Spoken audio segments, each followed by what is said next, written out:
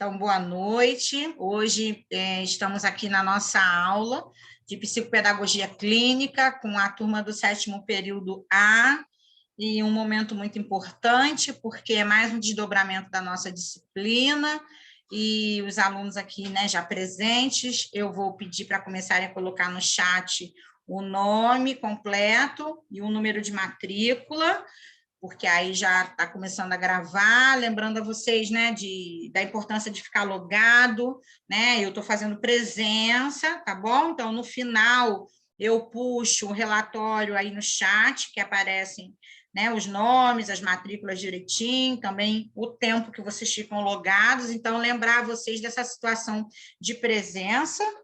Depois, mas no final da aula, eu vou só conferir se todo mundo que está aqui na sala está com o nome na minha lista, beleza? Para descartar algum equívoco, nós fazemos assim. E lembrar a vocês que tem alguns alunos que não apareceram ainda na aula, e eu fiquei um pouquinho preocupada, tá bom? Aí também eu vou ter oportunidade de ver, né, ali de conseguir detectar alguns nomes, porque aí eu já envio uma mensagem perguntando se aconteceu alguma coisa, não é? Qual é a justificativa, porque vocês sabem que tem essa questão da presença, que é fundamental também no nosso curso. Tá legal? Então, vamos lá. Para hoje, ficamos com a tarefa de ler um texto naquele livro da Nádia Bossa, da página 22 à página 52, eu, né, pedi para vocês lerem, vocês conseguiram ler, leram parte, leram o texto todo, me falem um pouquinho, conseguiram? Conseguiu? Juliana balançou a cabeça, Pedro conseguiu? Pedro, leu alguma coisa? Eu li uma parte.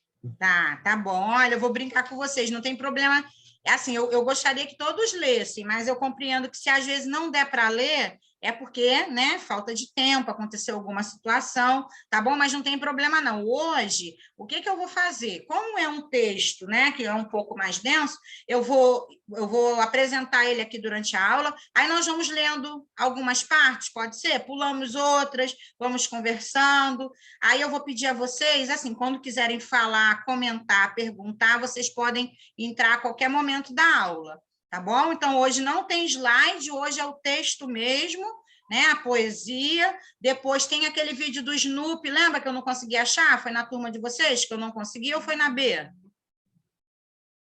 Acho que foi na B, né? Ah, tá, porque então foi na turma B. Na turma B eu comentei que tinha um vídeo do Snoopy. Quem conhece o desenho do Snoopy?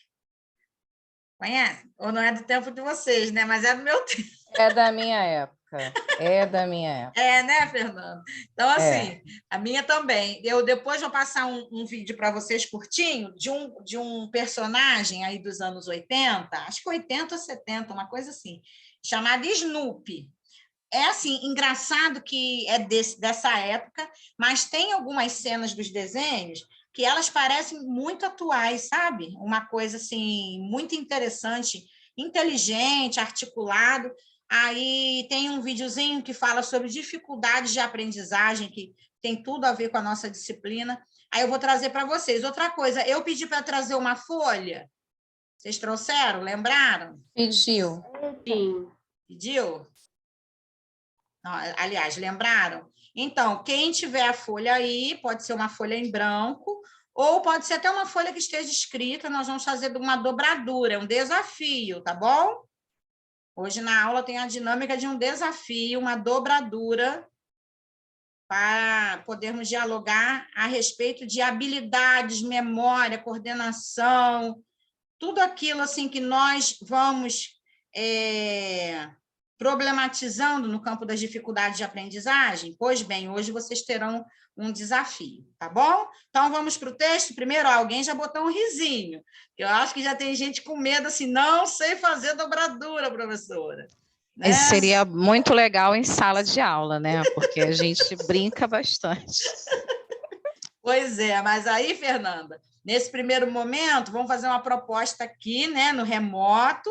Aí, quando nós retornarmos, nós vamos ter outros desafios também para poder pensar essa questão da dificuldade de aprendizagem, tá bom? Mas vai ser divertido também. Eu acredito, assim, que isso tudo vai ser tanto um exercício, uma questão reflexiva, um exercício de reflexão, mas também vai ser uma oportunidade de nós também pensarmos no nosso próprio corpo, tá bom? Enfim, com relação à atividade. Vamos, então, para o texto? Vou colocar aqui, tá? Deixa eu encontrar ele. Primeiro, deixa eu botar aqui no pontinho ele direito. Calma aí. Ai, deixa eu achar o material. Me dê 1 minuto, tá bom? Só para eu localizar aqui, porque como eu coloquei ele em download.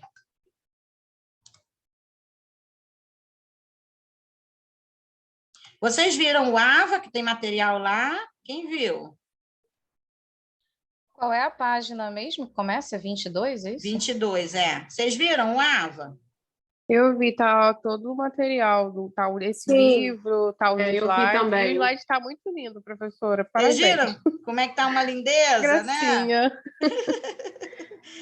Então, olha, vou dizer para vocês que eu caprichei, porque eu acredito que essa questão do visual estimula muito a gente, né? Então, eu procurei caprichar, tá bom? Aí depois vejam lá no AVA, deixa eu ver aqui, olha, página 22. Ah, eu achei o livro, tá? Lembra que eu falei para vocês que eu tinha emprestado? Aí eu descobri com quem estava meu livro e consegui o livro de volta. Ainda bem. Então, vamos lá. Olha, fazendo essa leitura dinâmica, vamos conversar sobre os fundamentos da psicopedagogia. O termo psicopedagogia permanece ainda hoje com uma característica especial. Quanto mais tentamos elucidá-lo, menos claro ele nos parece. Essa dificuldade é uma das razões e da finalidade do presente ensaio, isto é, procuro deixar claro que a ambiguidade resiste tanto na palavra quanto na coisa que ela reporta. À primeira vista, o termo sugere tratar-se de uma aplicação da psicologia à pedagogia. Porém, tal definição não reflete o significado que esse termo assume em razão do seu nascimento.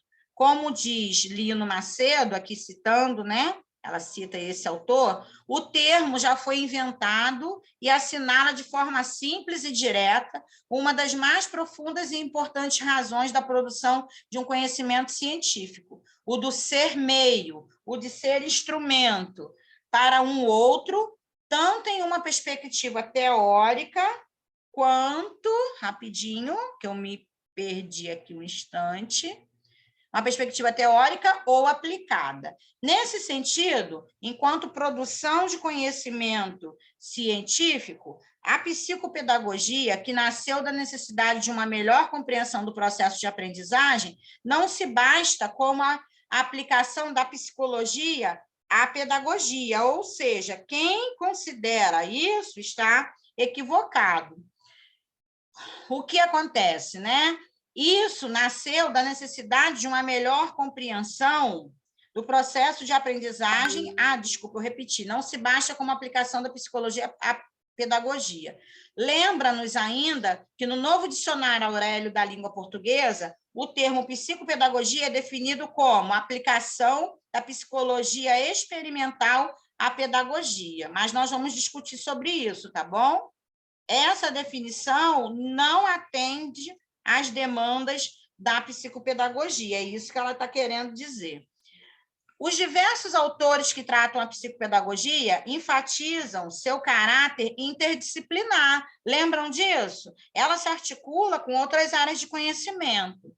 Reconhecer tal caráter significa admitir a sua especificidade enquanto área de estudos, uma vez que, buscando conhecimentos em outros campos, cria o seu próprio objeto, condição essencial da interdisciplinaridade.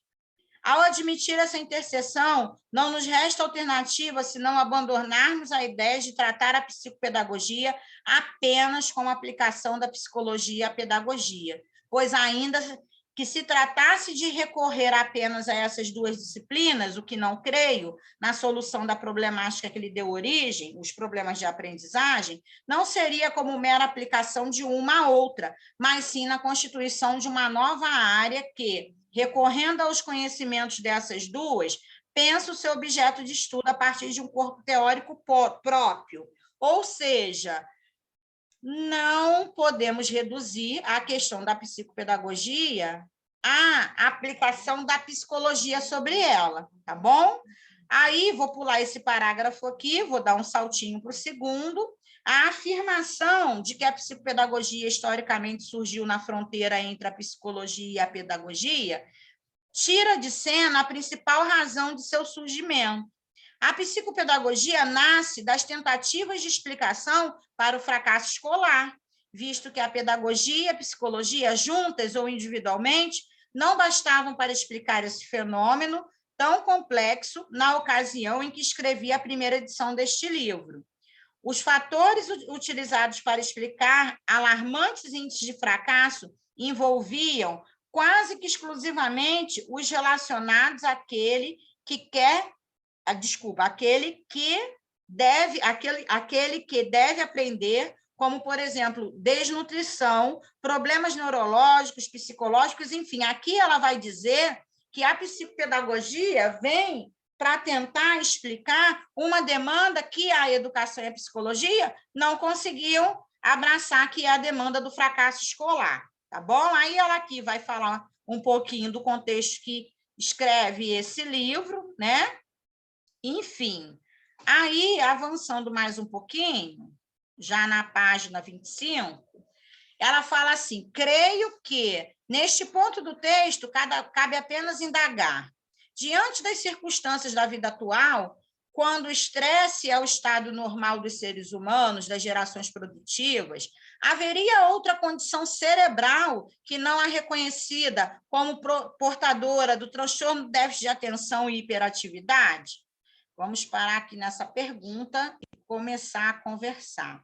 Olha só, a autora vai trazer uma situação ali importante, que é nos localizar nessa sociedade, que é uma sociedade da informação, da lógica do capital, que é uma sociedade que tem a questão da reprodução das desigualdades sociais e econômicas muito forte, é uma sociedade, por hora, excludente. Ela vai dizer um pouco de cada uma dessa situação e nos fazer uma pergunta: será que não é que é essa sociedade que está produzindo em nós esse déficit de atenção, isso que tem sido diagnosticado como doença? Entendeu? Vamos lá, o que vocês acham disso? Vocês acham que a sociedade atual tem nos afetado de alguma forma? Nos deixado, por exemplo, olha, desatentos, com problemas de memória, com problemas até visuais devido a horas na tela do computador. Será que nós estamos conversando com as pessoas que nós conhecemos? Conversamos ou mandamos só mensagem de celular, às vezes na nossa casa, sentamos para comer à mesa com os nossos familiares, nos encontramos com as pessoas, né, mesmo nessa questão da pandemia, com tanta necessidade, com tanta assiduidade conforme nós nos encontrávamos. Então, vamos lá. Quem levantou a mão primeiro? Larissa levantou e abaixou? Quer falar, Larissa? Estava levantado primeiro, você. Não, eu ia falar realmente que a sociedade capitalista, né, atravessa a gente. Sim. E causa muitas coisas, como você falou da tecnologia, né? Eu acho que isso a gente vai perdendo o nosso contato mais humano, né? A gente vai perdendo essa proximidade, a gente vai ficando cada vez mais dependente dessa tecnologia. Então a gente acha que a gente não precisa ir em tal lugar, a gente não precisa estar vendo uma pessoa. Vai mudando completamente até o nosso comportamento, né? A gente vai ficando mais sedentário, mais afastado das pessoas. Isso que você falou sobre mim, demais. Pois é, né? O nosso ritmo de vida tem mudado, não é isso? Então, quando o médico fala assim, né, quando as pessoas falam assim, nós precisamos fazer atividade física, não é? Estamos adoecendo porque nós ficamos muito tempo sentado diante de uma tela, seja do computador, seja da televisão, do celular. Então, a questão produtiva, mais ligada assim, ao bem-estar, ela tem diminuído bastante, né, Larissa? Isso tudo é essa dinâmica também da questão do mundo capitalista, mas também do mundo digital, daquilo que nós estamos ali a todo momento sendo requisitados. Tenta esquecer o telefone em casa, vai trabalhar, vai para a rua, fica o dia inteiro sem telefone. Outra coisa que eu falo, não é, Larissa? Te causa um mal-estar, as pessoas vão te mandar várias mensagens e você não vai conseguir responder, você não vai ficar acessível, porque o modo pelo qual essa sociedade, incluindo nós nela, estamos nos comunicando é o telefone. Tudo telefone. Banco, telefone, né? Tudo telefone. Né, Larissa? Sim, eu ia falar que isso cria também, por exemplo, na educação, as crianças às vezes acham que não precisam mais pegar num livro, que tudo resolve na internet. E o que ajuda bastante, né? Eu já cheguei a estudar com o livro antes, agora enfim, a internet é bem mais fácil. Mas vai perdendo esse contato e eu ia falar sobre, de modo geral, né? Por exemplo, agora no contexto da pandemia, gerou uma epidemia de ansiosos, depressivos, porque às vezes muitas pessoas desenvolveram burnout, né? Sim. Porque o inteiro não consegue deixar o trabalho nem quando está em casa, né? Entendi. Olha, Larissa, aí, essa questão da ansiedade, né, da síndrome de burnout, de outras síndromes, elas têm cada vez mais assim, nos afetado e às vezes não nos damos conta dessa situação da sociedade estar produzindo em nós essas patologias, tá bom? Mas é uma situação que nós vamos conversar mais um pouco hoje. Obrigada, tá, Larissa? Vamos lá, Mariana. Fala, Mariana. Eu acho que a nossa sociedade produz isso desde a infância, né? Porque como a nossa sociedade ela é capitalista, as escolas não são feitas para desenvolver a inteligência ou a habilidade das crianças, né? As escolas são feitas para criar trabalhadores. Então, uma criança de 3, 5 anos que ela precisa estar em movimento, precisa estar em contato com a natureza e ela está o tempo todo sentada ali dentro de uma sala, tendo que só obedecer às regras, isso gera realmente uma ansiedade e depois querem diagnosticar a criança com uma hiperativa, com algum déficit de atenção. Sim. Aí é aquilo que nós conversamos, lembra? Sobre a origem da psicopedagogia, né? A questão patologizante, quando colocaram a culpa somente nos sujeitos, não aprender, vinha das crianças, havia alguma questão patológica que impedia o aprendizado, porque assim, é muito mais fácil colocarem a culpa no sujeito do que fazer uma autoavaliação, do que se olhar, ter que se reinventar, a própria sociedade. E fazer a mudança desse sistema todo que isso é daí, de educação. não é verdade, né? Mariana? É muito mais fácil botar a culpa na criança e vamos lá, conte-se vida que segue aí com essa educação ainda horrorosa que existe. Sim. Aí o que acaba acontecendo, assim, ainda bem que nós vamos nessa dimensão de vida, né, vivendo, experimentando. Algumas pessoas vão vivendo na correria e não param para refletir, mas outras vão parando para refletir, refletindo sobre si, sobre a própria sociedade, aí começam a entender que não é bem assim, que a questão não está localizada num sujeito, no outro, é uma questão muito mais estruturante, né? É uma questão que tem muito mais a ver com o modo de funcionamento da sociedade em si. Então, aí nós temos vários autores que vão trazendo uma perspectiva de pensar a sociedade. É importante fazer esse movimento. Eu acho que essa sociedade cansa a gente, até a gente que pensa em mudar, em fazer diferente.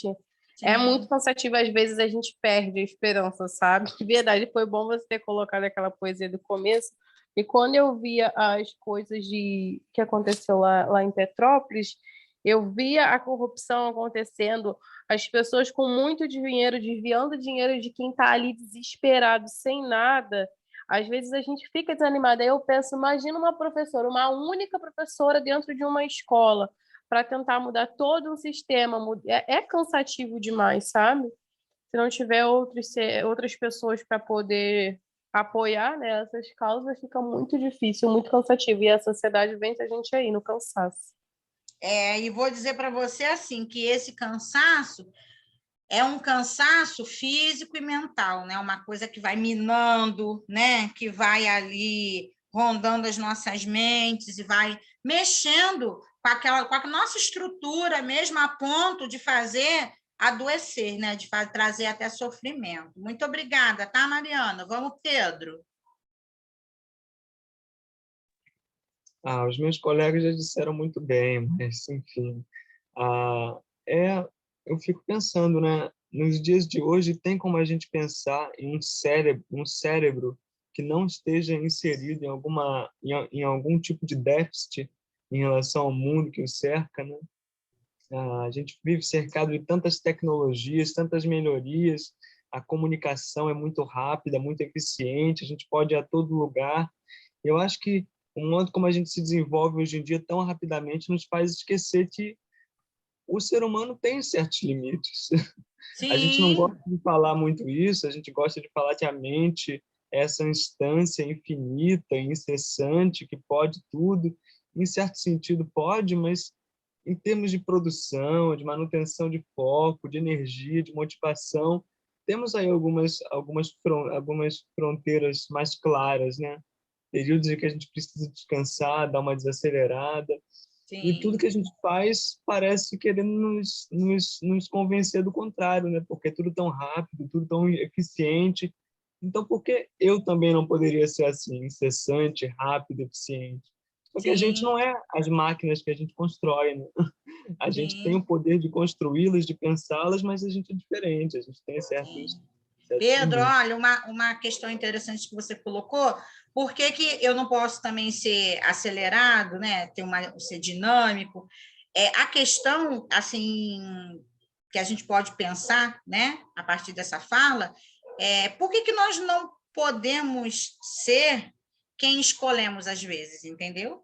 Por que que às vezes nós precisamos, vou dar vários exemplos aqui, tá? Nós precisamos atender uma dinâmica de produção muito intensa, entende? E acabo ficando só passeando por esse aspecto e esqueço de viver outras coisas, né? Então, é como se fosse assim, aquelas normas e regras que a sociedade vai ali nos impondo, é óbvio que é uma sociedade que aí está voltada para essa dimensão da produtividade. Por que que eu preciso, de repente, viver só nisso? Será que eu posso fazer outra coisa? E por que que, às vezes, se eu não fizer isso, se eu não embarcar nessa situação, eu vou ser considerado como, né, uma pessoa que tem uma doença?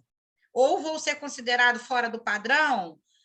Ainda, ampliando o pensamento, optando por entrar por essa lógica, vou ter condições, vou ter saúde física e mental para segurar toda essa situação, porque a questão aqui que nós estamos discutindo é quando, por exemplo, aqui a autora fala sobre a situação do déficit de atenção, quando isso é diretamente vinculado a uma questão orgânica, né, uma questão patológica como doença, mas nós não pensamos de onde isso pode vir, né? Que é uma situação que está ali no corpo alojada, mas o que tem no entorno? O que é que tem movimentado tudo isso, essa dinâmica de tantas pessoas com laudo de déficit de atenção?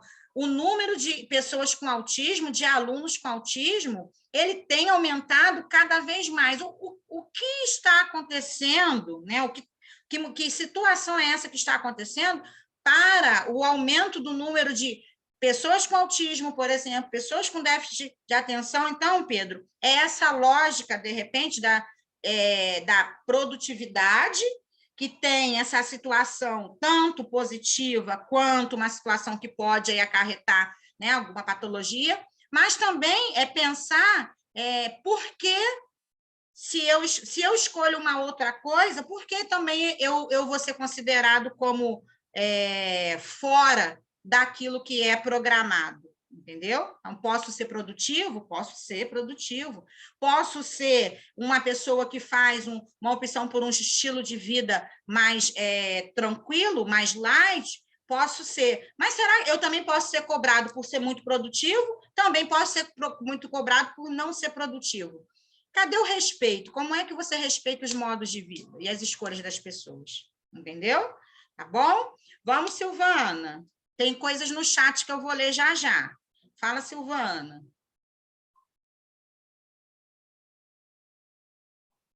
Eu tirei o ventilador, mas eu estou derretendo de calor. Silvana, tá me ouvindo? Tá com a mãozinha levantada. Deixa eu ir lá no chat que tem coisas escritas lá bem bacanas. Espera aí. Vocês já colocaram o nome? Oi, Silvana. Fala comigo, meu amor. Oi. Então, já foi falado bastante coisas, né, a respeito do que foi lido, e realmente a nossa sociedade, ela está, assim, a minha opinião é que ela está sendo meio que sugada, né, porque tudo em volta da gente está na palma da nossa mão. Coisas boas, coisas ruins. Infelizmente, as coisas ruins, elas estão sendo mais progredidas dentro da nossa vida, porque está deixando as pessoas, as crianças, muito presas esse tipo de tecnologia. E o que está acontecendo?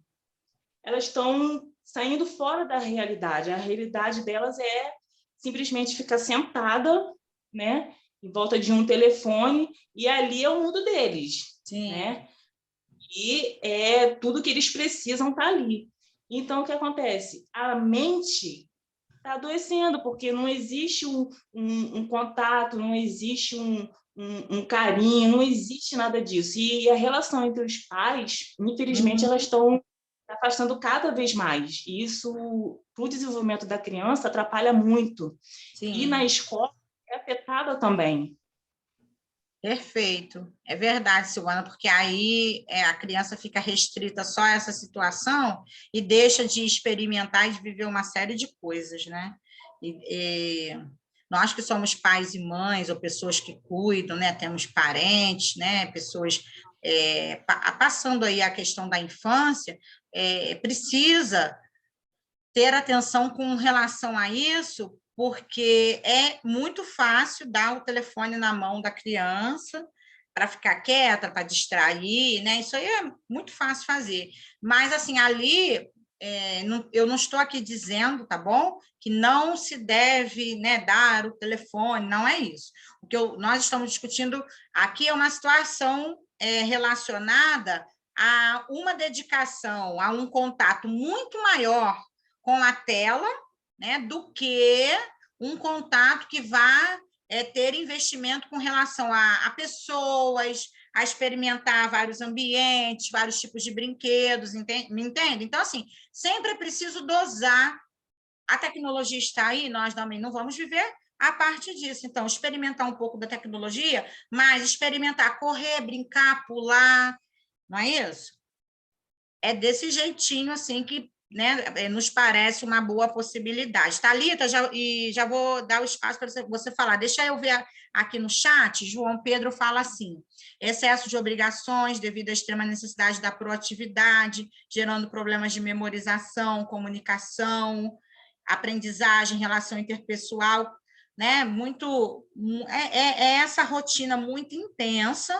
Thalita fala assim: na realidade atual, estamos a todo tempo sendo bombardeados por informações, estímulos diversos, fazendo com que a gente divida a nossa atenção quase que sempre. E, ao mesmo tempo que isso é imposto, as consequências dessas mudanças no estilo de vida são classificadas como doença, né? Então, isso é contraditório. Perfeito, Thalita. Thalita também fala assim: e a autora faz a gente levar em conta que tais patologias sejam apenas a adaptação do ser humano ao meio. Então, o que acaba acontecendo, né, Thalita, é que aquilo que às vezes é apontado como uma patologia, como uma deficiência uma dificuldade de aprendizagem ou um transtorno, na verdade, pode ser uma adaptação do ser humano ao meio, né? Pode ser essa questão da própria evolução em si, que vai ali trazer um ser humano, agora no ano, por exemplo, de 2022, que não é aquele ser humano que existia há 20 anos atrás.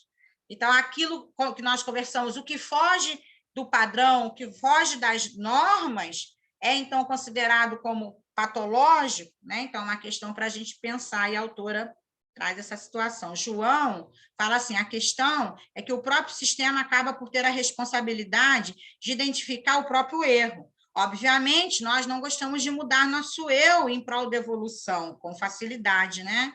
O sistema é feito por pessoas, assim como nós. Obviamente, não vai ser diferente.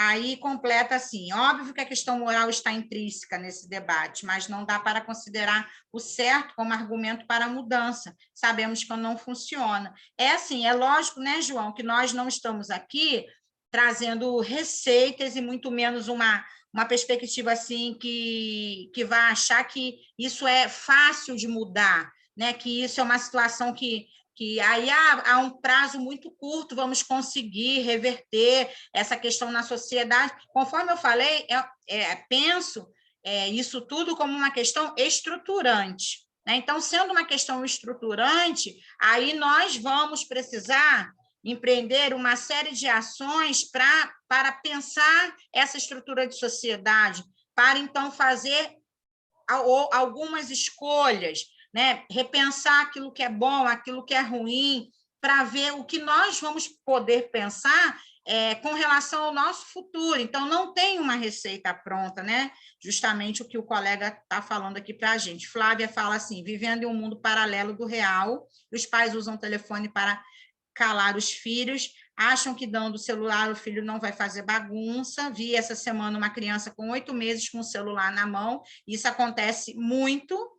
Aí, telefone para criança precisa ter limite, a Fernanda falando, é muito diferente você precisar entreter uma criança numa viagem longa, lógico, né, Fernanda? Tem algumas circunstâncias, né, uma viagem longa, né, em determinadas situações, que a gente disponibiliza o telefone até para tentar distrair, mas só isso não segura, não é viável, porque vai dar trabalho distrair, vai dar trabalho fazer outra coisa, mas é uma situação que também possibilita contato, que possibilita ali a troca, a relação. Então, se você só dá o telefone para o seu filho, ele só vai se relacionar com o telefone, não vai se relacionar com você, né? Então, a gente tem que pensar a respeito disso, tá bom?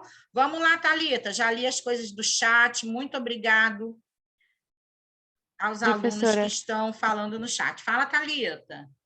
Ainda usando, né, esse exemplo do telefone, longe de mim querer usar como desculpa, mas a gente, nesse sistema, a gente é capturado, né, de muitas formas. Sim. E aí essa superprodução é cobrada da gente de muitas formas. E aí pessoas que são pais e mães e cuidadores, eles também são capturados por esse sistema que dizem que eles precisam trabalhar, cuidar da casa, cuidar da criança, desenvolver outras 1000 tarefas, e aí, como forma também de adaptação, a gente acaba indo para esses meios, porque é uma forma fácil, tipo, você resolve ali na hora. Sim. E aí, como a gente é capturado por isso também, e aí a gente deixa de valorizar aquilo que realmente importa, né?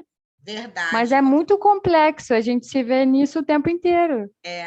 Assim, Thalita, pensar, nós não estamos aqui falando do certo e do errado, não é essa dimensão, né? Vocês vão me entender. Sim. O que nós estamos aqui pensando qual o modo de vida que nós estamos escolhendo, né? O que eu tenho aí feito com relação ao que a sociedade me apresenta. Vou dar um exemplo para vocês rapidinho. Olha, eu tenho uma rotina de trabalho, como todos vocês têm, né? Então, estou em um trabalho, emendo no outro, aí termina a noite. Quando eu termino a noite, o que eu tenho feito, eu vou dizer para vocês a partir de um exercício de reflexão, isso é o meu exemplo.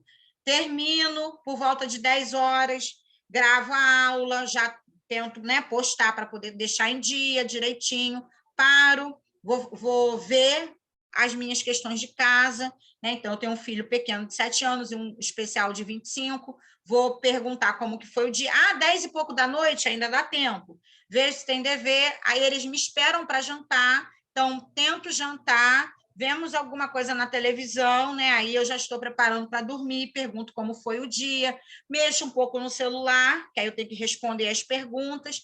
Aí ele me pede o telefone. Mãe, me dá o telefone? É um telefone? Não, agora não. Agora você vai se preparar para dormir. Escova o dente, faz isso, faz aquilo. E ele está do meu lado falando e eu respondendo, e a gente já se encaminha para dormir. Professora, é todo dia desse jeito? Certamente que não. Né? Eu não posso dizer que é tudo isso lindo todos os dias, porque eu não estou naquela família do comercial da margarina. Né? Tem dia que aí eu termino, boto para gravar, corro, a comida não terminei ainda, aí eu faço uma coisa, tenho um trabalho, alguma coisa para fazer da atividade, eu ligo a televisão e ele vê um pouquinho ainda de televisão, mas nisso que eu estou vendo a televisão, alguma coisa, eu falei, ele está vendo televisão essa hora, depois ele vai demorar a dormir por conta da tela. Aí eu falo, Davi, para um pouquinho, né? Desliga, já vai escovar o dente, vou começando a conversar até que uma hora ele pega e vai dormir. Vocês me entendem? Que aí, quando nós estamos aqui conversando sobre essa dinâmica do mundo atual, eu estou narrando para vocês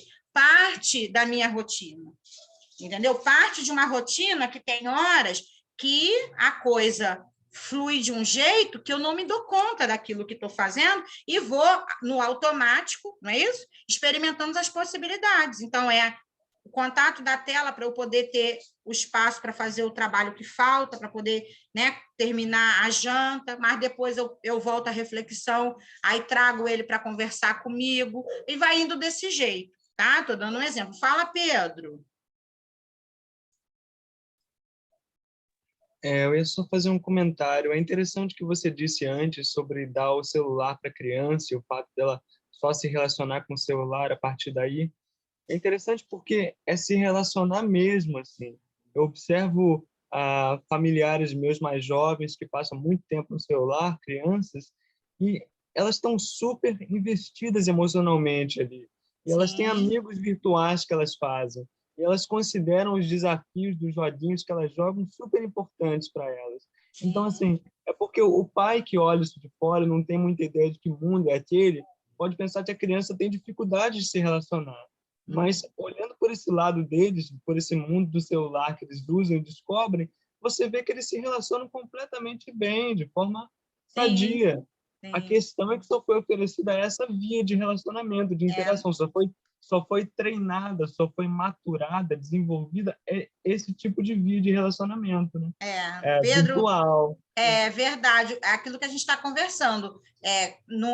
Nós não estamos fazendo uma crítica de modo assim a romper com a questão da tecnologia. Não, não é isso. Nós estamos aqui pensando, conforme você falou e eu também, né, tinha dito, se a criança só se relaciona com a questão do telefone, ela só vai ter aquela experiência e só vai viver aquelas situações, não é? Agora, se nós conseguimos diversificar essa rotina, diversificar essas relações, a criança vai ter a oportunidade do mundo digital, bacana, né? A criança vai ter a oportunidade de correr, brincar, pular, né? Ter amigos assim de forma presencial, bacana. A criança narrar o dia para o pai, para a mãe, para quem... Como é que foi seu dia? O que você fez? O dever... Sentar para fazer um dever de casa, né? Enfim, então, né, Pedro, se nós temos essa perspectiva reflexiva de trazer para a nossa vida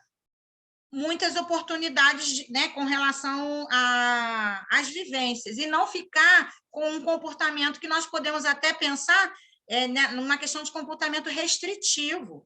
Né? Então, quando eu fico só restrita a uma situação, eu vou me acomodar com aquilo e aquilo ali vai virar o meu repertório de vida. Não é verdade, Pedro? Isso aí, muito obrigada, tá bom? Fala, Márcia. Boa noite. Eu estava refletindo, assim, desde do momento da poesia, né, quando fala de recomeço, e achei, assim, que o link para esse texto que a gente está discutindo é excelente, porque esses últimos dias eu vim pensando mesmo num recomeço, né, no meu recomeço. e o quanto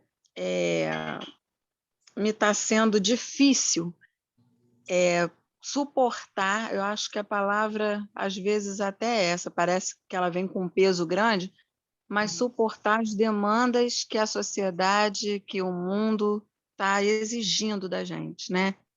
É faculdade à noite, é o trabalho no município, é o trabalho no estado, é a vida de casa, enfim, uma série de demandas. E aí a gente, quando traz essa questão do mundo digital também, né, do quanto as crianças estão presas a ele, eu acho que se torna quase que inevitável as coisas fluírem para esse caminho, porque, às vezes, eu não tenho mais um filho pequeno, né? Meu filho está com 22 anos. Mas, assim, eu me pego refém do celular até as 10, 11 horas da noite, recebendo mensagem de trabalho, às vezes. Onde eu tenho que estar dando conta o tempo inteiro do WhatsApp, porque hoje a gente trabalha quase que 24 horas se deixar, em função disso, respondendo mensagem, olhando mensagens que estão chegando para estar antenada, para no dia seguinte de manhã resolver determinadas demandas que chegam. Então, se a gente não tomar realmente muito cuidado nesse respirar e nesse lidar com essa tecnologia sem atingir a nossa saúde, é uma missão assim muito difícil, muito difícil. O que me assustou esses dias foi hoje, né, na verdade, para ver como é que o tempo voa. Eu comprei aqueles calendáriozinhos de você encaixar as pecinhas, né? Você tem um mês embaixo, um quadradinho com os números. E aí, logo que eu comprei, trocava todos os dias ali o númerozinho, né? A gente gostava de mexer ali. Esses dias eu olhei e falei assim, caramba, já tem 4 dias que eu não troco, mas parece que eu troquei ontem. Eu estava mexendo nisso, não era ontem, mas já passou 4 dias. Então, assim, está voando, porque realmente está tudo muito corrido, muito acelerado. Muito acelerado, é isso. Márcia, olha, é muito, muito boa a sua reflexão, né? Verdade, eu acredito que essa análise vai te ajudar e também nos ajuda a pensar nesse tempo, que é um tempo que nós precisamos produzir na nossa vida, um tempo de parar e olhar para nós mesmos, né?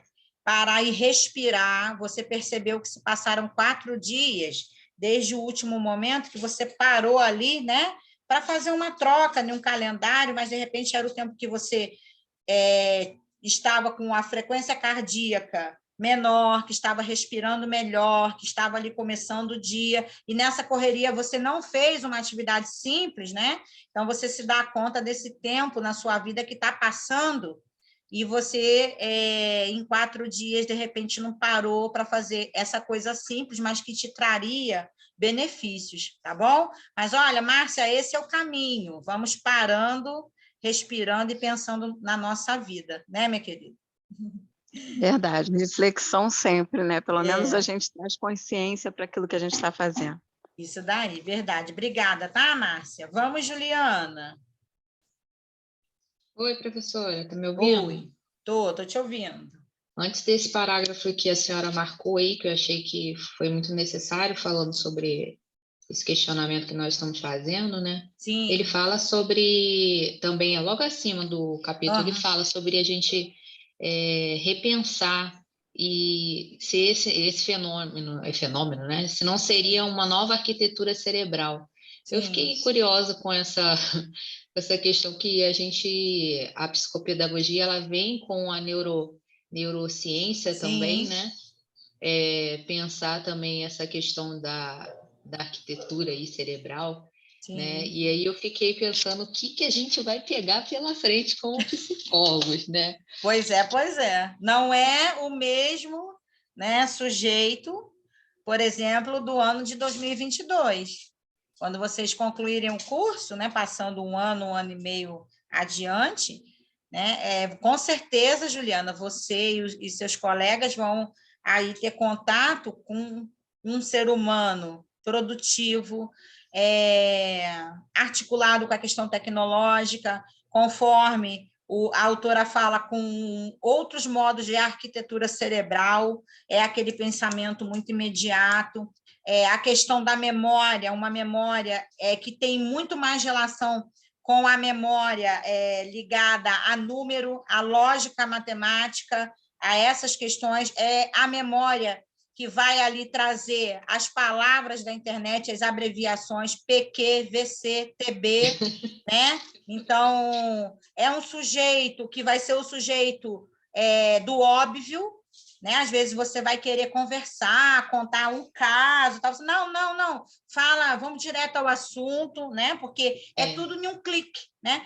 Regiane, mas isso é bom ou ruim? Nós não estamos, né, no campo do julgamento, não é isso. O desafio é como lidar com, né, essa vertente de um ser humano do tempo atual, e nós, com relação a esse tempo, né? Nós estamos aqui transitando, vamos dizer, no século XX, XXI, e agora, possivelmente, para quem vai atender crianças, vai dar de encontro com um ser humano do século XXI, e não do século XX, de onde você pode ter nascido, né? Ou ainda com um ser humano que é um ser humano que, ao longo do tempo, vai seguindo uma lógica que vai escapar aquelas expectativas, até daquilo que nós estamos aqui estudando, né, Juliana? Então, é importante pensar também sobre isso.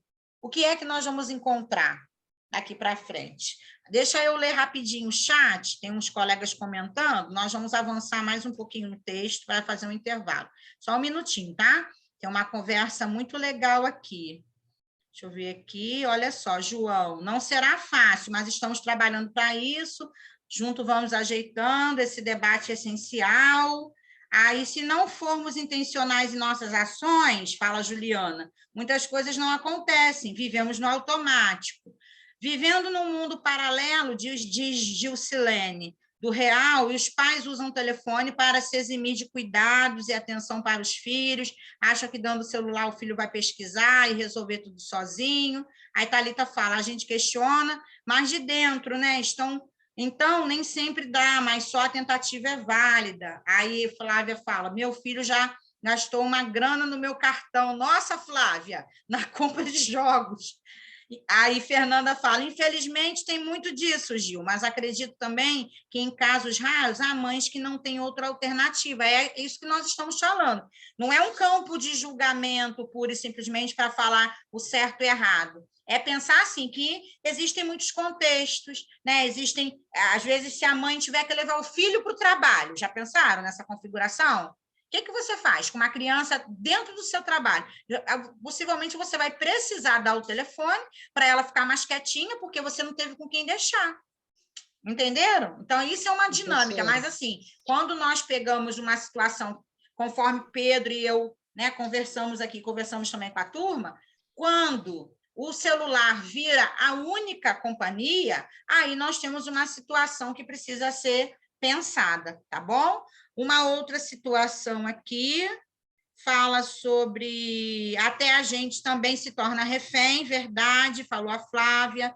Juliana fala, essa parte é necessário que se interprete o fenômeno, repensando, inclusive, se esta não seria uma nova arquitetura cerebral resultante das mudanças ocorridas no mundo, se tal funcionamento não seria uma decorrência natural. Essa parte do texto, Juliana, e vocês, é quando a autora está questionando a questão do TDAH, como essa pessoa que tem um comportamento acelerado, tem a questão do processamento cerebral acelerado, ela vai dizer, será que não é esse o novo ser humano, o novo perfil de ser humano que nós temos? E a sociedade em si vai dizer que isso é uma doença, tá? É uma situação, deixa eu ver se tem... Vanessa, esse é alguns dos meios que as mães sem uma rede de apoio conseguem para conseguir tempo para executar. Verdade, Vanessa. Nós temos também, gente, essa dinâmica do dispositivo da maternidade, que é a questão dos cuidados das crianças, né? Em algumas situações, esses cuidados recaem somente sobre a mulher, né? Ou somente sobre uma determinada pessoa, ou só o pai, ou quem cuida. Então, o que acaba acontecendo é que, às vezes, não há uma outra alternativa e o celular acaba ocupando um espaço diante dessa necessidade. A rede de apoio, ela é sempre fundamental. Quando nós temos alguém ali para dividir com a gente a tarefa da maternidade, da paternidade, a dinâmica familiar, às vezes, né, que é muito complexa, essa rede de apoio é fundamental. Nem sempre a gente tem essa rede. Juliana, quer falar de novo ou esqueceu a mãozinha para o alto? Eu quero falar. Fala, Juliana. Não, que a gente estava falando sobre essa questão de celular com criança. A minha irmã, eu tenho um sobrinho de 2 anos, né? E no início, assim, a gente começou a observar que ele não falava ainda, né? De acordo com a idade dele, ele está com 2 anos, ele só fala palavras soltas, não forma frase ainda. Sim. E aí a gente estava vendo essa questão do celular, ele ficava muito assim, vendo desenhozinho, e sendo pequenininho, ele pegava o celular, já sabia mexer, sabe? Muito inteligente, mas como ela trabalha fora, é mãe, trabalha, e aquela correria às vezes deixava.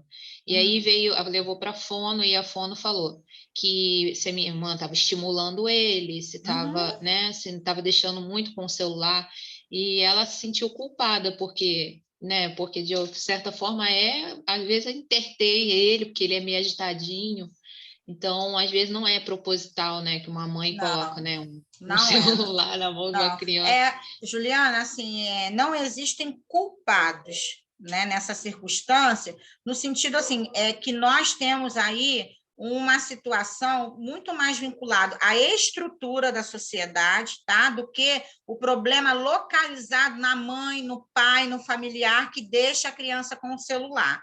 É lógico que a gente tem uma situação ou outra realmente de abandono, né? De falta de cuidado, temos, mas, no geral, isso tem muito mais a ver com a estrutura da sociedade, com a questão, né, do modo produtivo, da questão da exigência do trabalho, da exigência da questão financeira, do próprio sustento. Então, assim, não estamos pensando nos culpados, a sua irmã não deve se sentir culpada. Tá? O que é importante, por exemplo, nessa sua narrativa, é destacar que vocês perceberam, né, nesse movimento reflexivo, que a criança tem um repertório restrito para faixa de idade, procuraram a avaliação de profissional e agora vocês vão investir em outras relações. O telefone vai aparecer? Ele pode aparecer, mas não só o telefone, né? Aí vocês vão se articular para trazer outros elementos para os modos de vida dessa criança. Tá bom, Juliana? Então é isso. Olha, muito obrigada. Obrigada. Ótima sua fala. João, tranquilo, tá, meu querido? Vai dar uma saidinha da aula, já colocou aqui no chat, aí falou do sobrinho. O sobrinho está sofrendo muito com o próprio pai biológico, uma criança extremamente traumatizada, e a gente está tentando ajudar. Aí uma situação do João. João, vai dar tudo certo, tá bom? Então, vamos lá, vamos voltar para o... Ah, deixa eu ver. Vamos lá, só um minutinho. Vamos fazer o seguinte... São 8h38, vamos dar 10 minutinhos de intervalo e voltamos, tá legal? Esse texto nós vamos trabalhar hoje e na semana que vem, porque é um texto bem denso, né? Vocês viram como é que ele tem partes assim fundamentais para que nós possamos pensar a psicopedagogia clínica, mas que também nos trazem elementos que dialogam com outras áreas de conhecimento. Depois que nós passarmos desse texto, aí nós vamos entrar diretamente na questão clínica da psicopedagogia, trazendo o detalhamento dos transtornos, das dificuldades de aprendizagem e a questão de altas habilidades e superdotação. Tá bom? Combinado? Então, deixa eu dar uma paradinha, vamos fazer um pequeno intervalo e já retornamos. Podem fechar a câmera, fechar o áudio, já voltamos. Questões? E eu fui a pessoa que levantei a situação do dispositivo da maternidade, até porque eu pesquiso gênero, né? Que aí, no caso, eu vou discutir tanto o papel da mulher, do homem, do que é ser mulher, do que é ser homem na sociedade, e vou discutir os dispositivos que vão movimentando essas relações. Um deles é a maternidade. Então, quando nós falamos aqui, por isso que eu te perguntei se você acompanhou tudo, os colegas acompanharam.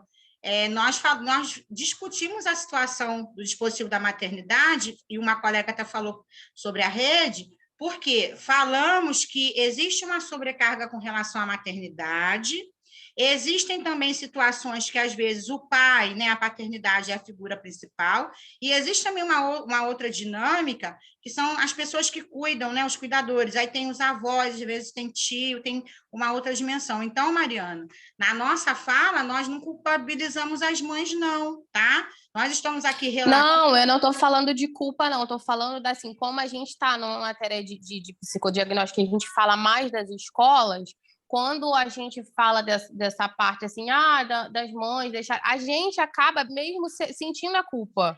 A gente não precisa ninguém culpar a gente. A culpa já está inserida aqui. Quando a gente escuta... Foi uma situação sua, né? Porque nós não falamos mães. Não é... Não é só minha. Teve a fala de mãe deixar como telefone. Até a colega mesmo colocou ali no chat falando assim, eu vira e mexe, acontece, eu faço isso com meu filho.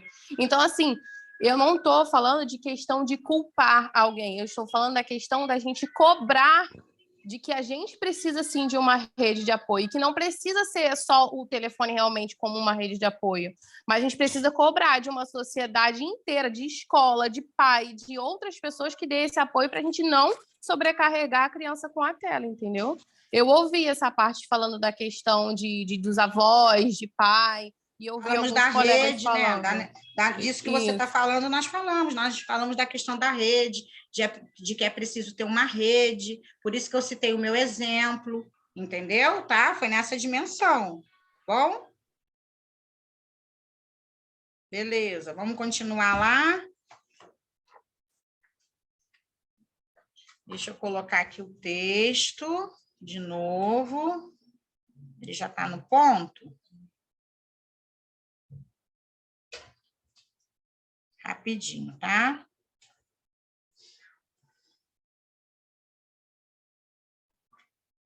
Então, olha só, paramos aqui nessa, né, pergunta.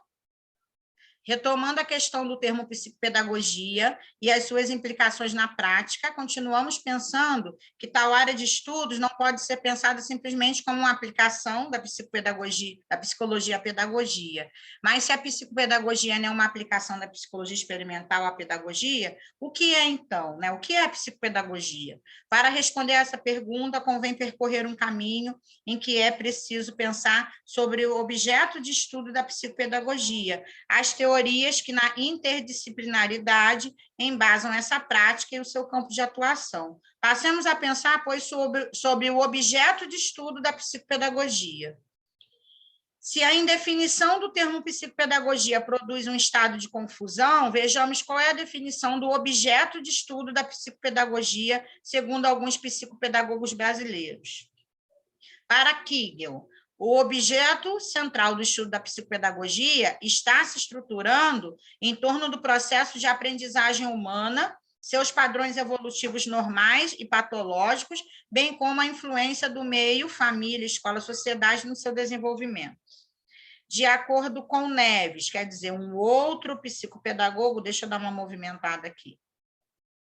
A psicopedagogia estuda o ato de aprender e ensinar, levando sempre em conta as realidades interna e externa da aprendizagem tomadas em conjunto. E mais, procurando estudar a construção do conhecimento em toda a sua complexidade, procurando em pé de igualdade os aspectos cognitivos, afetivos e sociais que lhes são implícitos. Mais um outro, né? Segundo Scott, a psicopedagogia estuda o processo de aprendizagem e suas dificuldades e, em uma ação profissional, deve englobar vários campos de conhecimento, integrando-os e sintetizando-os.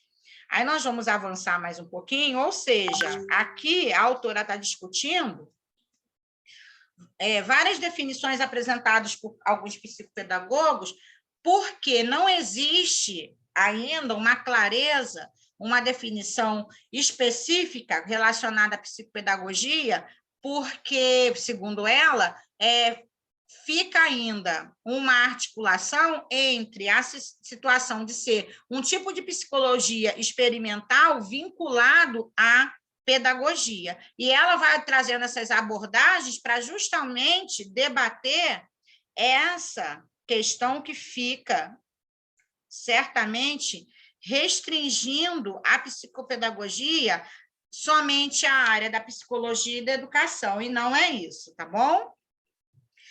Aí ela fala que essas considerações em relação ao objeto de estudo da psicopedagogia sugerem que há um certo consenso quanto ao fato de que ela deve ocupar-se em estudar a aprendizagem humana. Então, a psicopedagogia, o objeto de estudo, né, uma possibilidade apontada por ela, é estudar a aprendizagem humana. Porém, é uma ilusão pensar que tal consenso nos conduza todos a um único caminho. O tema da aprendizagem apresenta tamanha complexidade que tem a dimensão da própria natureza humana e caberia um outro ensaio para tratá-lo. É importante, no entanto, ressaltar que a concepção de aprendizagem resulta de uma visão de homem e é em razão desta que acontece a prática psicopedagógica.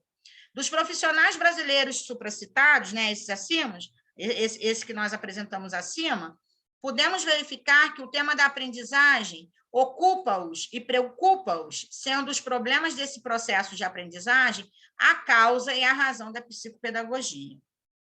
Este é também o pensamento dos argentinos, né? Dos nossos vizinhos aqui, que são, né, inspirações para nós psicopedagogos no Brasil. Podemos, então, observar esse pensamento traduzido nas palavras de profissionais argentinos. Aqui, ela vai trazer a fala de alguns profissionais argentinos, né? Quem já leu o texto passeou por isso, eu vou dar um pulinho, tá bom? Eles vão dizer sobre a questão dos processos de aprendizagem, e aqui nós vamos conversar sobre uma situação importante, que é a função da pedagogia. É função da pedagogia pensar o que é educar, o que é ensinar e aprender, como se desenvolvem essas atividades, como incidem subjetivamente os sistemas e métodos educativos, quais as problemáticas estruturais, enfim, ela vai dizendo aqui sobre a função da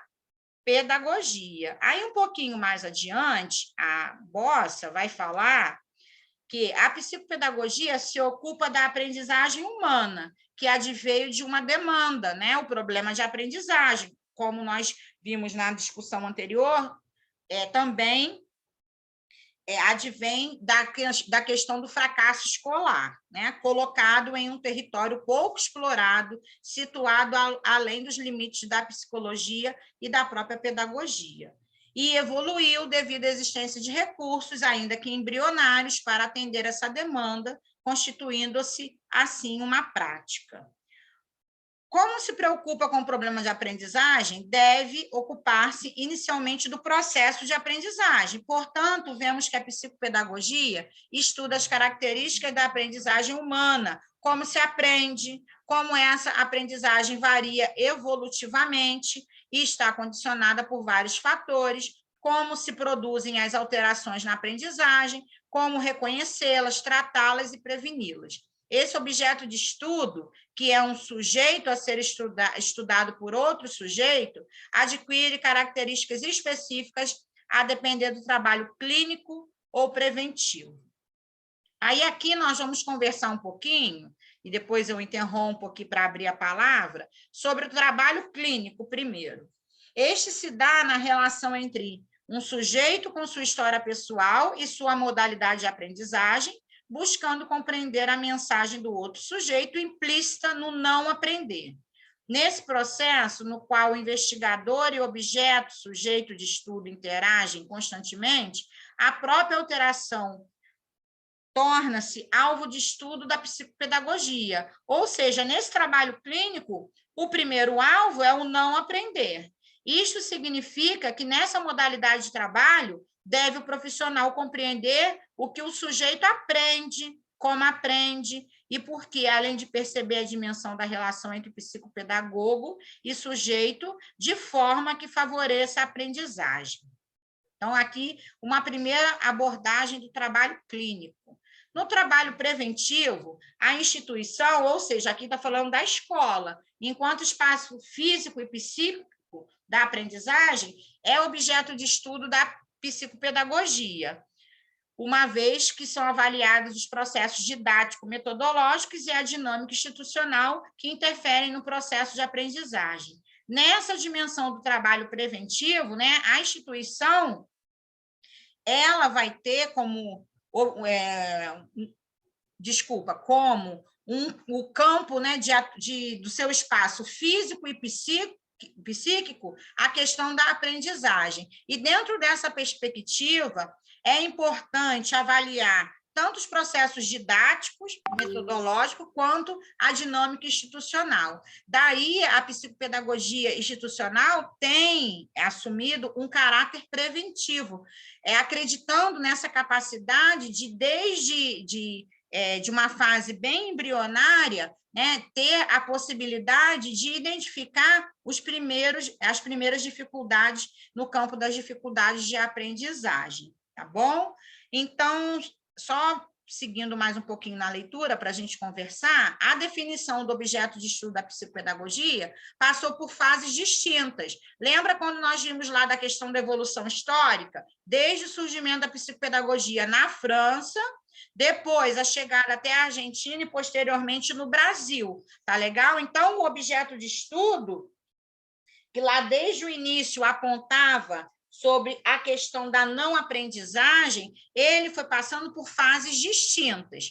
Houve um tempo em que o trabalho psicopedagógico priorizava a reeducação. O processo de aprendizagem era avaliado em função dos seus déficits, e o trabalho procurava vencer tais defasagens. O objeto de estudo era o sujeito que não podia aprender, concebendo-se a não aprendizagem pelo enfoque que salientava a falta. Esse ponto de vista buscava estabelecer semelhanças entre os grandes grupos de sujeitos, as regularidades, o esperado para determinada idade, visando reduzir as diferenças e acentuar as uniformidades.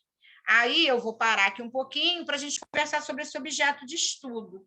Enfim, a autora que vai dizer sobre um primeiro momento, né, em que o objeto de estudo é a não aprendizagem.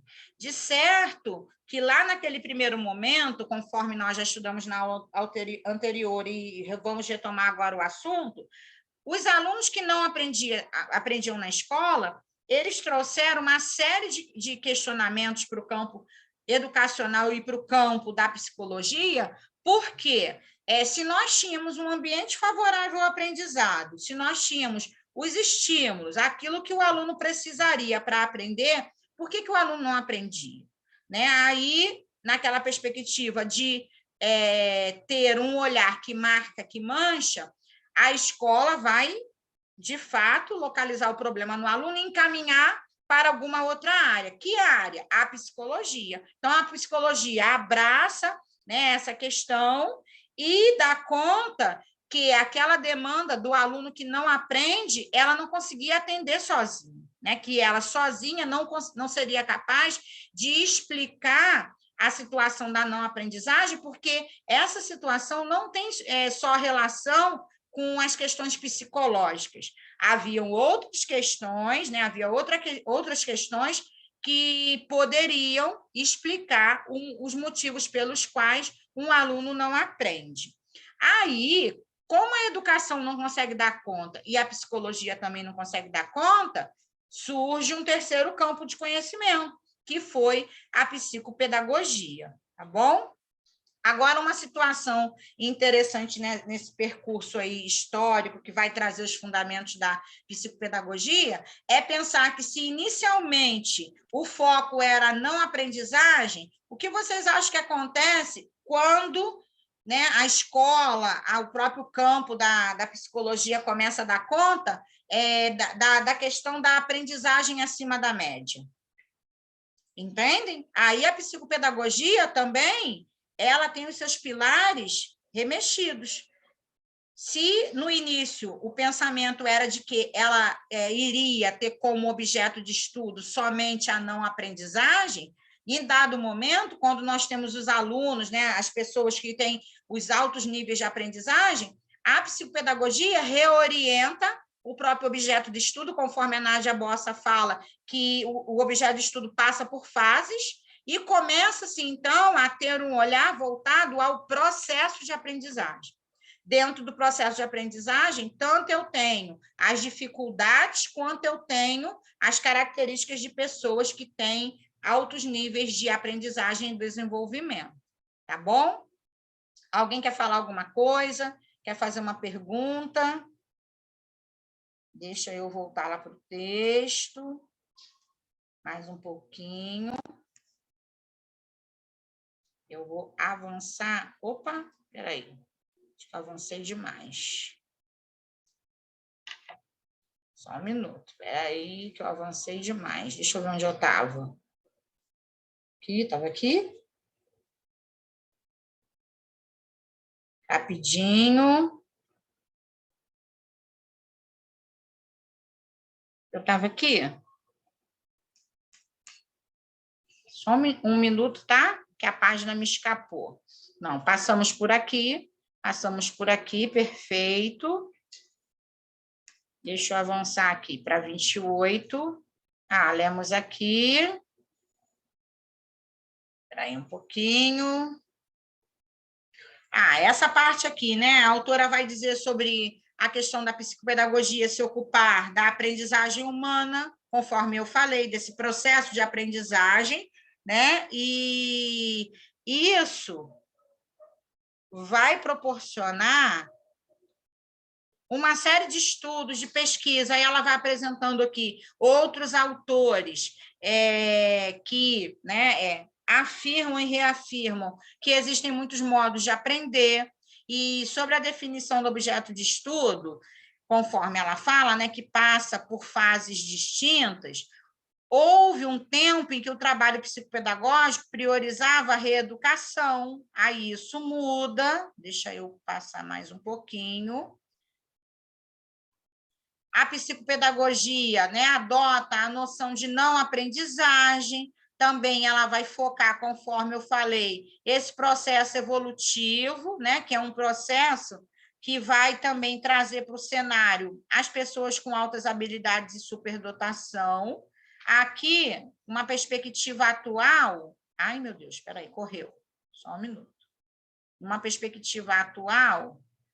A psicopedagogia trabalha com uma concepção de aprendizagem, segundo a qual participa desse processo um equipamento biológico com disposições afetivas e intelectuais que interferem na forma de relação do sujeito com o meio, sendo que essas disposições influenciam e são influenciadas pelas condições socioculturais do sujeito e do seu meio.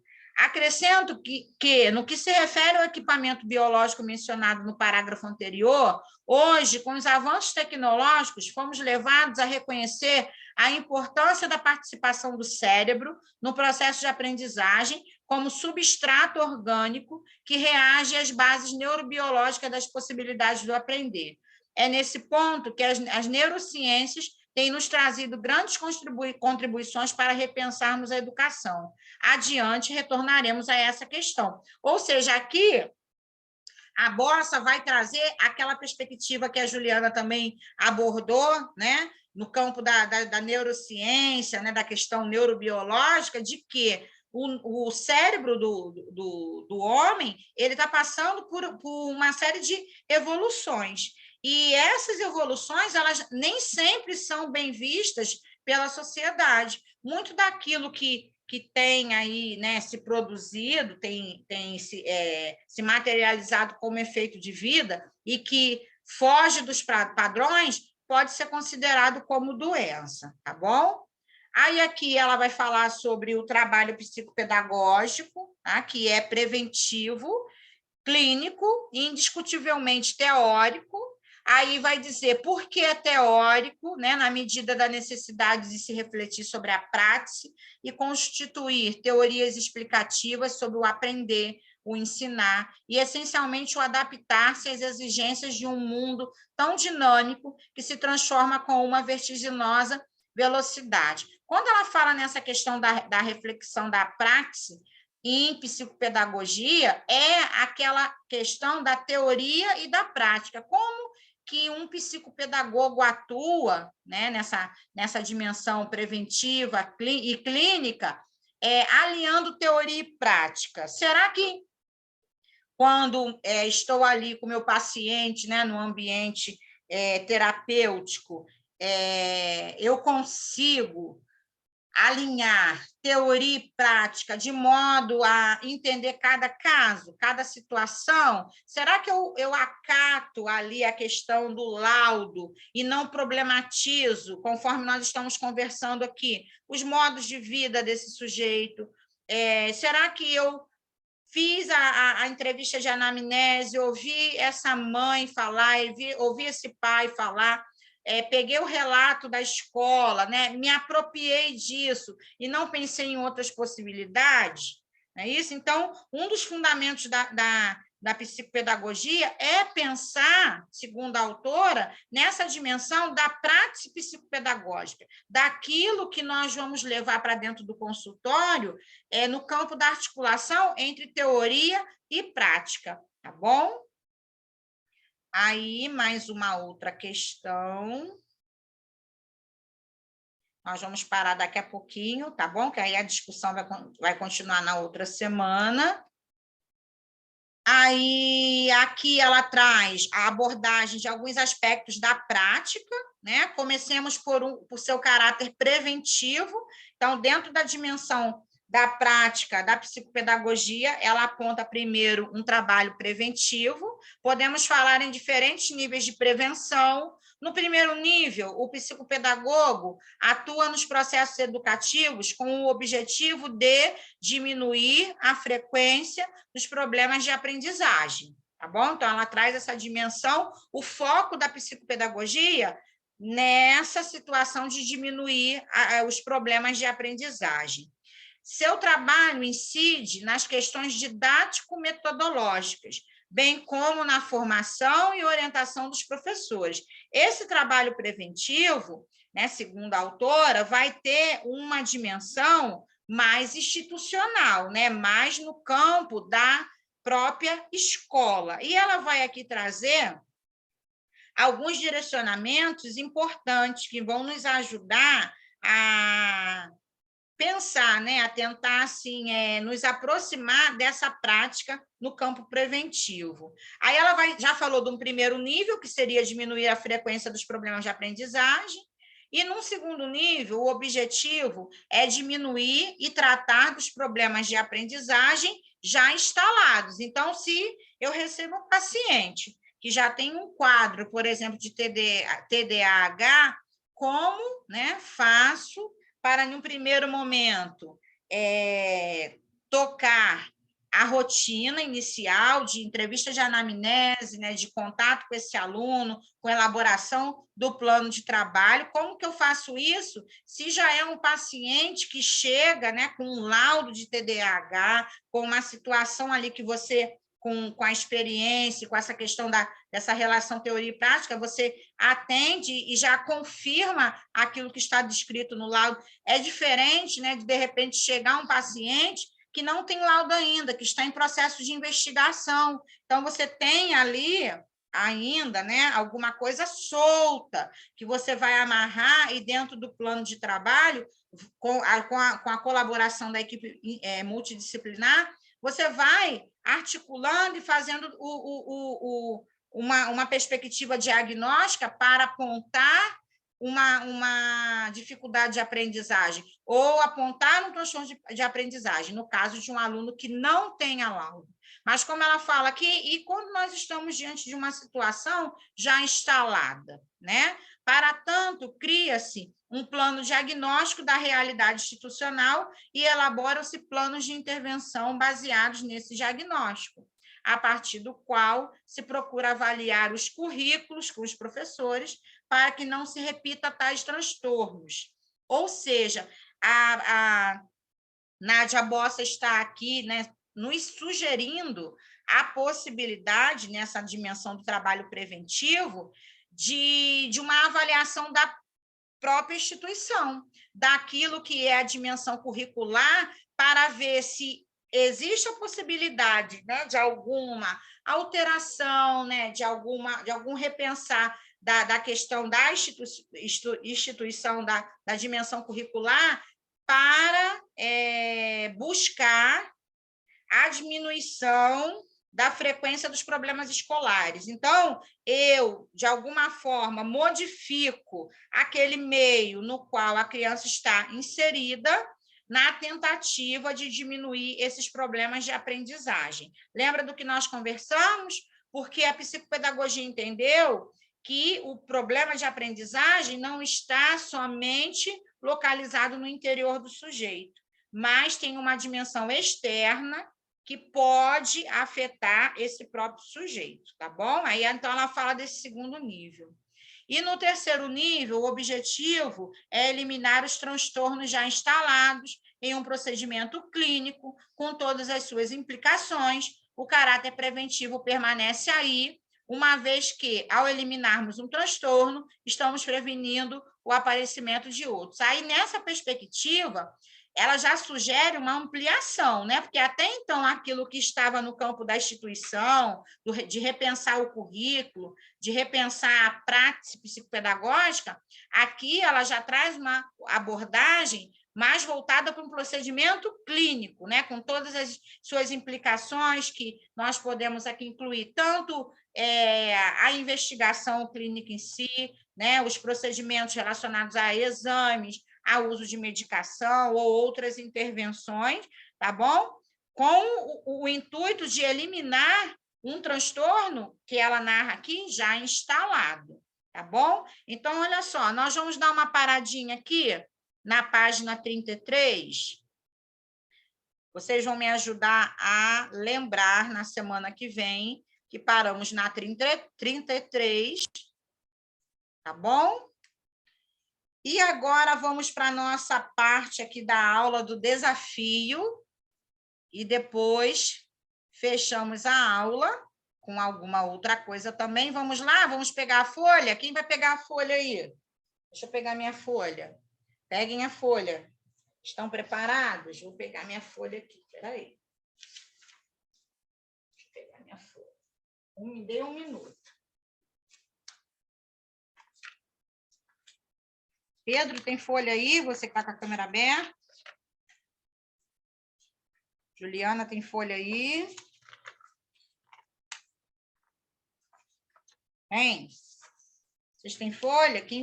Vanessa tem folha aí, Vanessa? Tem? Então tá, quem quiser, quem puder, Thalita tem folha, quem quiser e puder abrir a câmera, eu tenho uma folha aqui, está escrita, mas eu vou reaproveitar, né? Que folha não se perde. E quem continuar com a câmera fechada, não tem problema não, mas se puder pegar a folha também, tá bom? Mariana abriu a câmera. Oi, Mariana. Folha. Então, vamos lá. Olha só, o nosso desafio, que é uma dinâmica, tá bom? É a seguinte. Nós vamos aqui voltar há alguns anos atrás, naquele... Oi, Marcos, nos nossos tempos de criança, eu acredito... Oi, Márcia, que tivemos algumas experiências, né? E fazíamos dobradura, tá bom? Oi, Miriam, tudo bem? Então, nós vamos voltar um tempo atrás, quem quiser fecha o olho, tenta se lembrar, em qual momento vocês fizeram alguma dobradura, né? Tiveram essa experiência com a folha, né? Então, foi desde fazer gaivota, quem lembra? Quem nunca jogou gaivota na aula e depois ficou, não é? Levou uma bronca, bolinha de papel, não era assim? E, às vezes, pipa. Eu fiz aquelas pipinhas que colocavam um fiapo de piaçava. Não sei se vocês já soltaram essa pipinha, ou ratinho, né? Ratinho. Ratinho. Isso aí, né, Foi Marcos que falou? Foi, né? Enfim, então, nós vamos pegar essa folha e hoje, sabe qual é o desafio? Nessa perspectiva de conversar sobre as dificuldades de aprendizagem, não é? Daquilo que nós... pensamos, às vezes, que pode ser uma patologia ou que, né, pode ser uma outra questão relacionada ao meio, nós vamos ver como é que está a nossa habilidade, a nossa questão motora, a nossa questão visual e também de memória. O desafio é o seguinte, vocês têm 2 minutos para fazer a dobradura de um barco. Mas é aquele barco, né? Não é uma canoa, não. É um barco, tá? Não é nem uma lancha, nem um iate. Marcos, olha o desafio, tá vendo, né? mas também não é aquele barquinho de qualquer jeito, não é a canoa, tá bom? Então, eu vou mais ou menos aqui marcar o tempo, aí vocês vão aí do jeitinho de vocês fazer um barco, tá? Não precisa ter vergonha, mas aí cada um depois vai mostrar o barco que fez, beleza? Então, vamos lá, olha, 9h35, 9h38, dei mais um minuto, vocês vão me apresentar o barco. Vamos lá, não vale pedir para alguém de casa fazer, hein? Vamos lá, 1, 2, 3 e já, começou.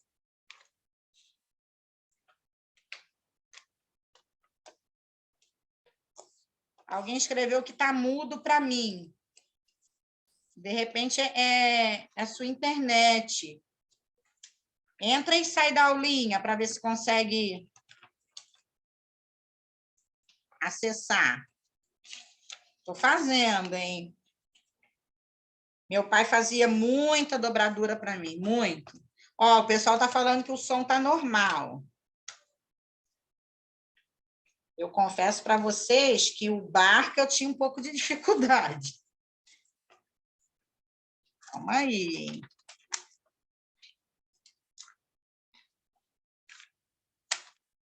Um barco.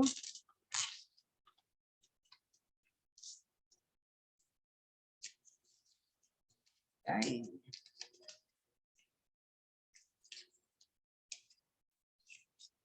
Tem gente que não sabe fazer barco? Deixa eu ver o chat. Espera aí, deixa eu acompanhar o chat.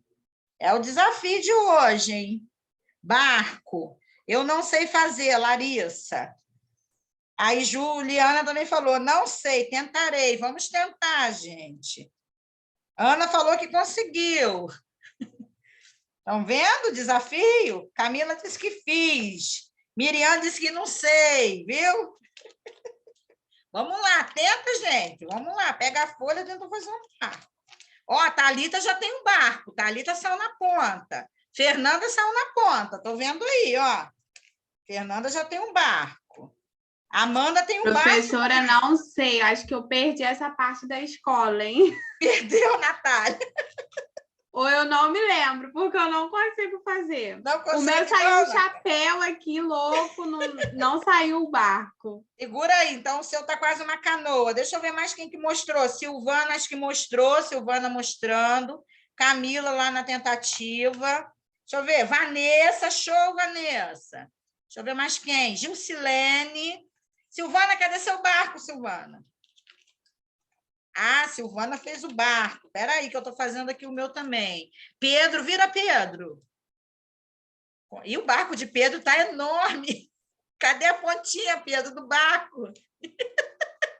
Não tem. O do Pedro só tem aquela parte que tem as cabines. O dele, a parte do capitão tá escondidinha, né, Pedro? Isso aí, tá ótimo. É, isso aí. Aquilo que a gente está conversando, existem muitos modos de vida e vão aparecer aqui vários tipos de barco, né, Pedro? Isso aí. E, Pedro, o meu ficou parecido com o seu aqui. Ó, só tem uma pontinha aqui. Tá vendo, Pedro? Vamos lá, ó, de Mariana. De Mariana tá show, ó. Muito bacana. Thalita. Vamos lá, então, olha só, quem sabe fazer print? Para a gente mostrar aí, vocês abrirem a câmera rapidinho e mostrar o barco, para a gente guardar de recordação. Depois essa foto volta, eu vou dar a dica. Essa foto volta na formatura.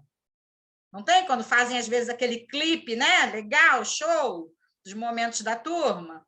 Quem consegue aí, abram a câmera e façam um print. Deixa eu ver se eu tenho aqui a tecla. Eu tenho, mas não sei se eu sei fazer isso, não. Vamos lá? 1, 2, 3 e um sorriso para tirar a foto? Abriram? Quem faz? Marcos sabe fazer print? Sabe? Mas quem sabe? Márcia, mostra o barco. 1, 2, 3 Vou fazer o print, vou fazer. Vai fazer? Marcos vai fazer o print. Mostra o barco, gente. 1, 2, 3 e... Peraí. Tá faltando mais gente aqui. Tá, cadê o povo? Aí, agora vai, peraí. Fez? Então ok. tá. Beleza. Depois bota a foto lá no nosso grupo. Então, agora vamos guardar o nosso barco. Quem quiser, guarda mesmo, né? Bota no caderno, bota aí num lugarzinho para guardar de recordação. Juliana conseguiu? Juliana conseguiu! Isso aí, Camila também, tá lindo, Camila, Vanessa. Então, olha, né, nós conseguimos, fizemos aí o nosso melhor, produzimos o nosso barco, mas vocês viram que diante de uma proposta, né, o pessoal não estava esperando, eu só pedi a folha, não falei para que era, fomos aí desafiados, e por algum momento, nesse exercício de rememorar os tempos de infância, né, com certeza vocês se lembraram de algumas coisas, né? De algumas coisinhas, de algum percurso aí na infância, de alguém que fez a dobradura, de alguém que ensinou, né? Ou então de alguém, a colega falou que de repente se aprendeu, esqueceu, eu não lembro quem foi a colega que falou isso, né? Que às vezes algumas coisinhas ficam pelo caminho. Olha o barco do Marcos, muito bacana também. Professora, vamos fazer o print de novo, as pessoas tinham que levantar um pouquinho mais assim, ó. Ah, é? Levantar um pouquinho mais, porque volta aí, gente, volta.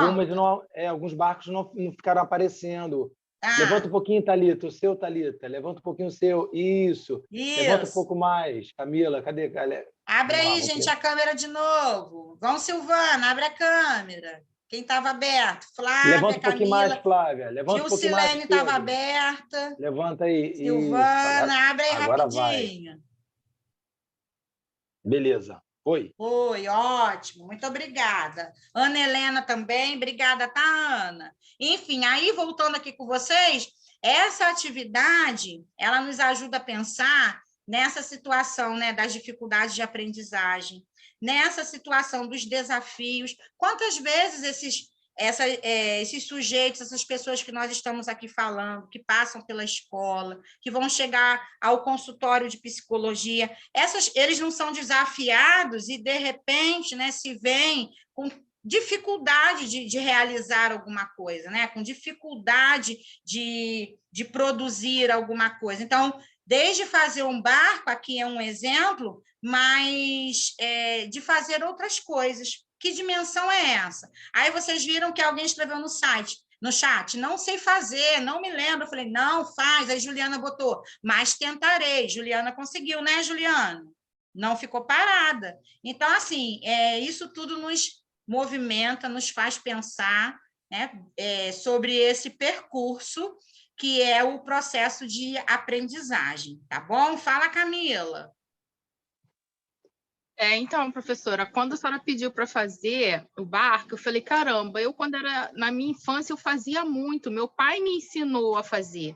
Só que tem tanto tempo que eu não faço, que eu peguei o papel, mas sabe que quando eu comecei a dobrar, automaticamente veio vindo assim, o que eu ia fazer passo a passo. Tipo assim, não é que eu conscientemente sabia fazer, eu pensei que eu não sabia. E aí, quando eu vi, o barco saiu. Viu? Muito interessante, e eu lembrei né, do meu pai. Lembrei muito do meu pai. Isso daí, porque essa situação estava em algum lugarzinho, né, da sua memória, e nós fomos aqui estimulando, papeando, aí vem esse desafio no bom sentido, né, de buscar, por isso que eu falei, vamos rememorar. Aí você foi ali, acionou, né, as diversas áreas desse cérebro que nós estamos aqui falando, não é isso? Dessa questão que é o ser humano evoluindo, avançando, aí você conseguiu, né, fazer uma coisa e ao mesmo uma atividade prática, que seria fazer o barquinho, e ao mesmo tempo aí rememorar algumas lembranças relacionadas ao seu pai. Né, Camila? Sim, para mim, assim, muito importante, porque ontem completou 2 meses que meu pai faleceu, né? Sim. Então, para mim, ainda está muito recente. Então, assim, vários momentos eu me pego lembrando de algo lá atrás e eu realmente não lembrava do barquinho e me fez lembrar do barquinho. Entendi. Ele ainda botava na água, assim, né? Na piscina, nos baldinhos para o barquinho ir. Sim, Camila, né? Então, esses momentos, assim, né? Tá tudo muito recente para você, mas, assim, que esse tenha sido um momento de te trazer uma boa lembrança, né? Desse pai que esteve com você, que passou pela sua vida, né? E agora nós aqui juntos contigo também lembrando dos nossos momentos, né? E te ouvindo falar sobre essa experiência sua, também, de alguma forma, traz aprendizado para a gente, tá bom, Camila? Sim, obrigada. Beijo. Fala, Ana, Helena. Boa noite, professora. Essa atividade do barquinho, eu até comentei no chat aí, me lembra muito de uma época que eu era criança, eu morava no interior, né? Então não tinha muita coisa para fazer. Aí na escola, as professoras faziam a gente fazer chapéu, espada, com jornal. Aí a gente levava jornal para a escola, aí ficava brigando de lutinha com jornal, até que a primeira espada murchava, aí vinha outro, fazia outra espada, dava para o colega e ficava assim essa troca. Isso aí, né? E foi uma turma que cresceu junto. Eu estudei com eles, eu tinha 3 anos até os meus 10 anos. Então, assim, fez muitas lembranças boas nesse momento. Legal, né? Rememorar a nossa infância, isso é importante, né, para a gente. É lógico que temos momentos de felicidade, temos alguns momentos de dificuldade, mas, enfim, foi um exercício prazeroso para esse momento, para que nós possamos finalizar essa aula, ter uma boa noite de sono e também para abrir caminhos para a próxima aula, tá bom? Então, paramos na página 33, né? E vamos continuar na semana que vem, trazendo outros fundamentos da psicopedagogia e preparando aí para o campo de conversa da psicopedagogia clínica, direcionada às questões relacionadas aos transtornos de aprendizagem, dificuldades de aprendizagem e altas habilidades. Tá legal? Então, vamos aqui nos despedindo. Muito obrigada. Essa turma super participativa, linda de viver. Obrigado. Então, obrigada. Vou falar alguns nomes aqui: Pedro, Mariana, Vanessa, Juliana, Thalita, todos os outros e outras, tá bom? Um beijo. Boa noite. Marcos, vamos descansar. Até semana que vem. O texto já está lá, vou colocar o vídeo também no nosso noite, grupo. professora. Boa noite, Fernanda. Tchau, tchau. Vamos descansar. Ótima aula, professora. Beijo. Boa Tchau, noite. tchau.